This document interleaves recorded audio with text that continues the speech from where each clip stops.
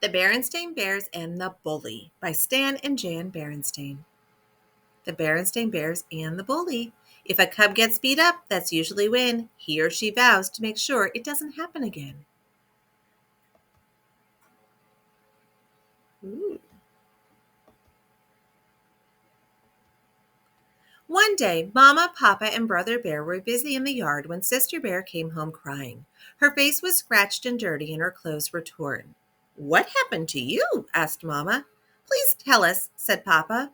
Brother couldn't believe how beat up Sister looked. Her jumper and blouse were torn. Her face and fur were a mess. Even her pink bow was drooping. "Did you fall?" asked Mama. Sister shook her head no. "Was there an accident?" asked Papa. Once again, she shook her head no. "I think I can tell you what happened," said Brother. "It looks to me like somebody beat her up." "Beat her up? That's outrageous," said Papa. "Who in the world would beat up a sweet little cub like Sister?" asked Mama. "A bully might," said Brother. That's when Sister stopped crying long enough to get some words out. "Brother's right," she sobbed. "A no-good, nasty, rotten bully beat me up, and for no reason." Just the thought of it made her so angry that she started to cry all over again. Mama and Papa helped Sister up the steps and into the house. After a drink of water, she calmed down enough to tell them what had happened. "Lizzie, Queenie, and I were playing tag at the playground when this new cub, a no-good bully named Tuffy, stuck out a foot and tripped me. So I got up and said, 'Why don't you watch where you put your feet?' Before I knew what was happening, it was pow, bam, whammo, and I was flat on my back with this Tuffy character sitting on my chest rubbing dirt in my face." "Outrageous," roared Papa. "Where's my hat? I'm going over to that playground and—" Mama pulled Papa aside. "You're going to do no such thing," she said. "But something has to be done," Papa said. "Indeed it does," agreed Mama. "But right now we have to take care of Sister." She turned to call Brother. "Brother, would you please get me a wet washcloth?" "Where's Brother?" "Don't know," said Sister. "He was here 1 minute, and the next minute he was gone."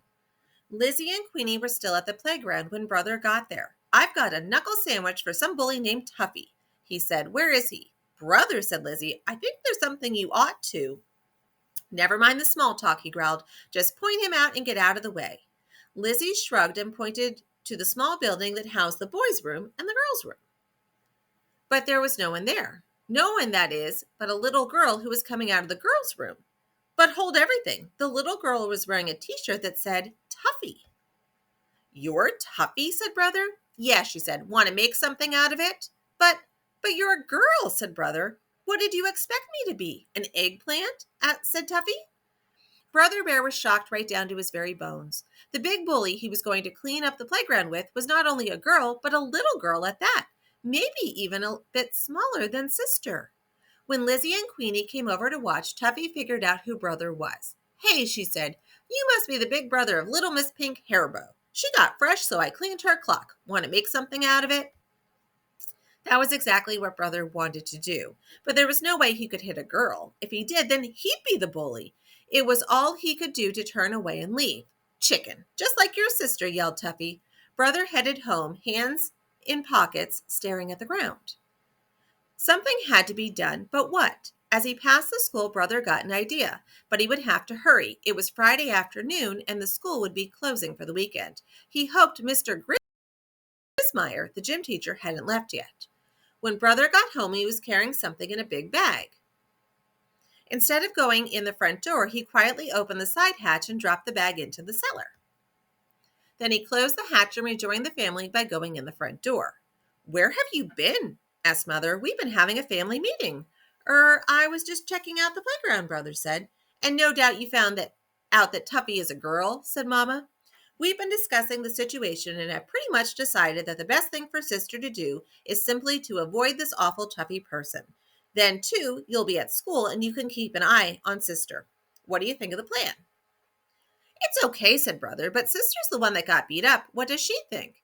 "It's okay, I guess," said Sister, "but what I'd really like to do is punch that Tuffy's nose right through her face, then kick her in the shin, then knock her down and—" "Now, Sister," said Mama, "we've been through all that." "Good," thought Brother. "Sister and I are on the same wavelength." Before dinner, Brother passed Sister a note. It said, "Important. Meet me in the cellar at 7 o'clock." The first thing Sister saw when she showed up for the secret meeting was one of Mama's big bags of dried beans sitting on a stool with a sign that said Tuffy. There was a drawing of a face marked Tuffy taped to it, and Brother was standing beside it holding the bag he had gotten at school. He also had a book. "What's this all about?" asked Sister. "It's about that Tuffy character and you not getting beat up again," Brother said. "Sounds good so far," said Sister. "Mama's bag of beans is a punching bag," Brother said. "A punching bag named Tuffy?" said Sister. "Perfect." She gave the beans a pretty good punch. "Not bad," said Brother. "What's in the other bag?" Sister asked. "Boxing gloves," Brother said. "And this book is called The Art of Self-Defense." "Where did you get all this stuff?" asked Sister.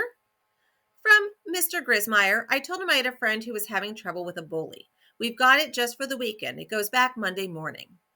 "Then what are we waiting for?" Sister said. "Let's get started." Sister turned out to be a good student of the art of self-defense. With Brother's help, she learned the left jab, the right cross, the left hook, and the uppercut. She also learned to duck. And she punched Mama's dried beans silly. "Well, you learned quite a lot over the weekend," Brother said on Monday morning. "But there's something very important for you to remember. You still have to avoid Tuffy. She's a mean little thing. She was even ready to take me on." "Don't worry," said Sister. "I can still feel where she socked me on the jaw."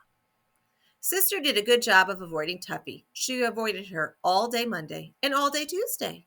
But at recess on Wednesday, Tuffy did something so mean and nasty that Sister just had to do something. Tuffy was throwing stones at a baby bird that couldn't fly yet. "Stop that, you bully," shouted Sister. "You'll hurt that baby bird." "Well, if it isn't little Miss Pink Hairbow," said Tuffy. "You know something? I'd much rather hurt you."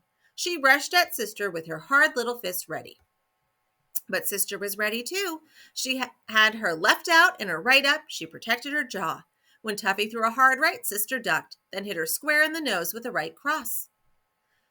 That quickly, Tuffy found herself sitting on the ground with a bloody nose. And almost that quickly, one of the recess teachers swooped down on Sister and Tuffy, pulled them into school, and sat them on the principal's discipline bench.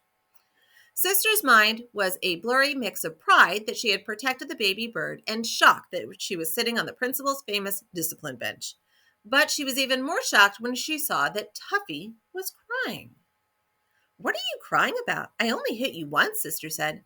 "I'm not crying about that," said Tuffy. "Then what are you crying about?" Sister couldn't help wondering what could make a cub as tough and mean as Tuffy cry. "If the principal tells my mom and dad about this," said Tuffy, "I won't be able to sit down for a long time." Thought Sister. Here's a cub who maybe gets hit a lot at home. Maybe that's why she likes to hit other cubs at school. But Sister didn't think about that for long. She was too worried about what was going to happen to her. Mr. Honeycomb, the principal, was very strict about fighting. The way it turned out, one of the other recess teachers had seen the whole thing and told Mr. Honeycomb that Sister was trying to protect a baby bird. So Mr. Honeycomb let Sister off with a warning. As for Tuffy, the principal didn't call in her parents, but she did lose a week of recess, and she had to visit the school psychologist twice a week for quite a while.